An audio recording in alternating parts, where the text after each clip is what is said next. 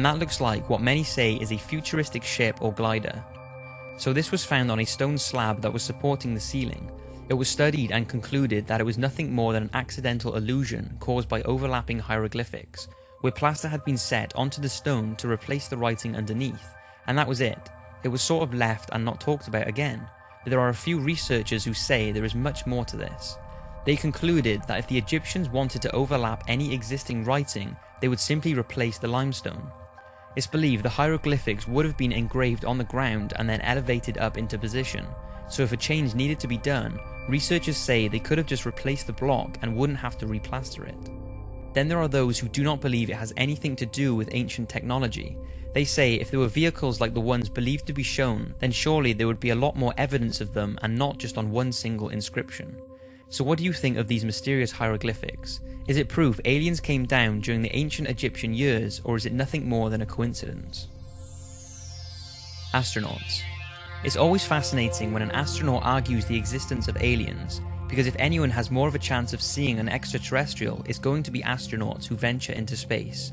Now, the rumour is that if an astronaut witnesses a UFO or an extraterrestrial being, they cannot report this to the press. But that hasn't stopped them, because over the years, many astronauts have told of encounters with aliens. In June 1965, when astronauts Ed White and James McDivitt were passing over Hawaii in a Gemini spacecraft, they say they witnessed a strange-looking metallic object with long arms sticking from it. McDivitt took pictures, but he said that it did not capture what he could see properly due to the glare and the grubby window. The rumour is that he also took a video, but this has never been released. McDivitt has said that some UFO promoters did exaggerate the story, but debunkers did also underestimate it. Another sighting by astronauts happened in December of the same year. Gemini astronauts James Lovell and Frank Borman saw an unidentified spacecraft some distance from their capsule. The Gemini Control Center told him that he was seeing the final stage of their own booster rocket, but Frank confirmed that he could see the booster rocket and the unidentified object was something completely different, but what exactly it was is a mystery. Now, whether you believe Buzz Aldrin and Neil Armstrong's moon landing was a hoax or not, they both apparently reported that aliens have a base on the moon and were told to get off and stay off. According to unconfirmed reports, both Neil and Buzz saw UFOs shortly after landing on the moon on the 21st of July 1969. According to former NASA employee Otto Binder, unnamed radio hams with their own VHF receiving facilities that bypassed NASA's broadcasting outlets picked up the following exchanges. What was it? What the hell was it? That's all I want to know. What's there? These babies are huge, sir, enormous. Oh my god, you wouldn't believe it. I'm telling you, there are other spacecraft out there, lined up on the far side of the crater edge. They're on the moon watching us. According to former naval officer and Russian UFO researcher, Neil Armstrong relayed the message to Mission Control that two large mysterious objects were watching them after having landed, but the message was censored and never heard by the watching public. NASA's cover-ups. The fact that NASA conceal information from the public has led many to believe that they are aware of the existence of alien life. And one of the most talked about cases of a NASA cover-up comes from Dr. Edgar Mitchell. He was part of the Apollo 14 space mission in 1971, and during his 2 lunar missions, he spent 33 hours on the moon. Dr. Mitchell said that he was aware of several UFO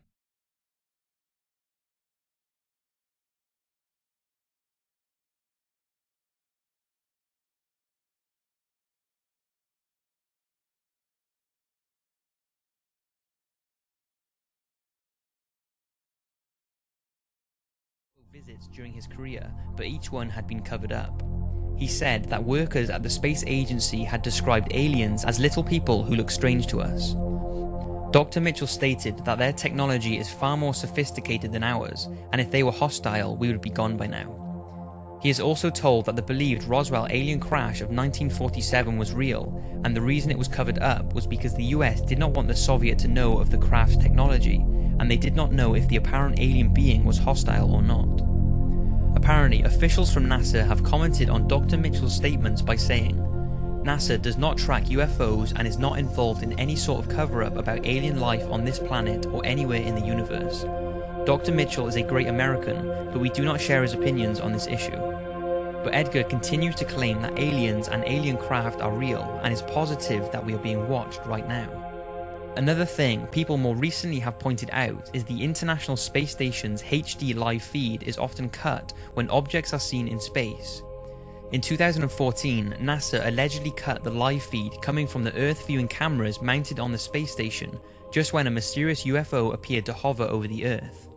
UFO watchers claim that the drop-off in the live feeds as soon as a UFO comes into view is an obvious and deliberate attempt to hide what they believe are regular sightings of alien spacecrafts observing Earth.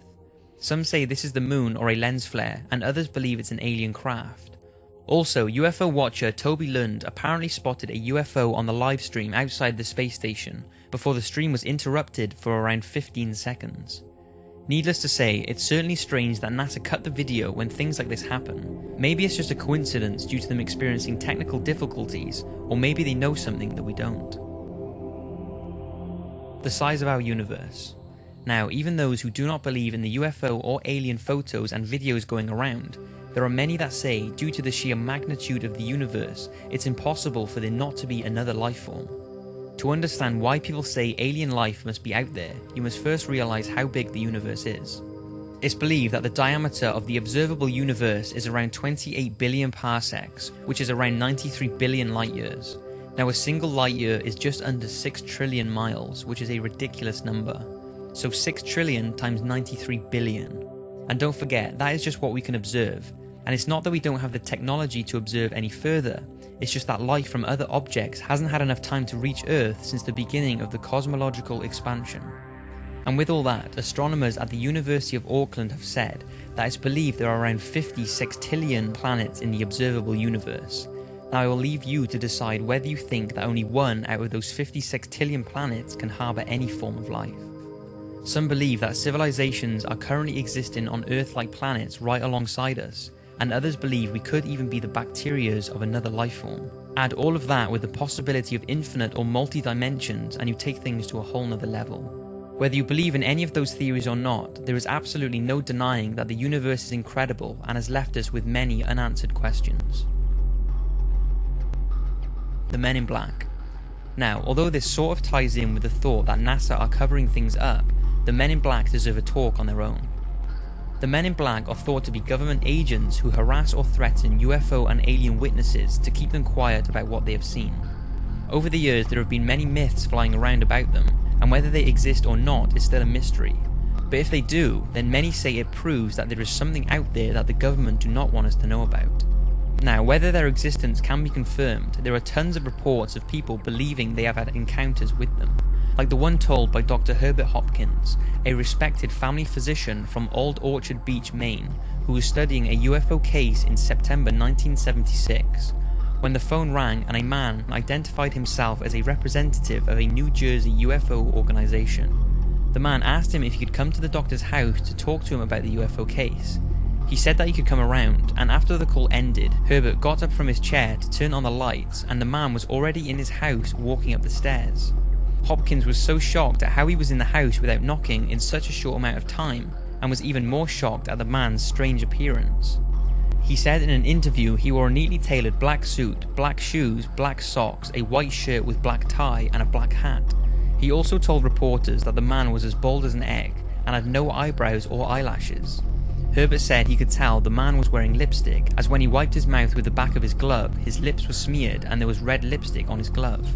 His voice was apparently passive, as if it was a machine, and they began talking about the UFO case when this strange man ordered Herbert to destroy all the evidence he had gathered about the case.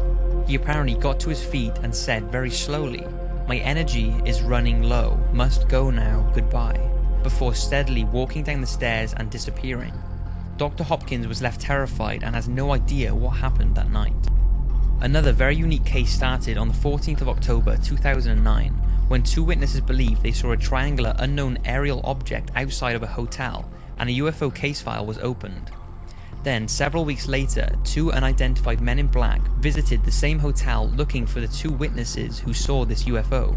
The two witnesses were not there at the time, so the men in black harassed the hotel staff for approximately 30 minutes before leaving. Those who spoke to the men said they were completely bald with no eyebrows or eyelashes. They apparently had relatively big, strange eyes and did not blink once whilst talking. Now, there is no real proof whether or not the video footage and reports are a hoax, or whether it really did happen and the men in black are out there trying to keep us from knowing too much.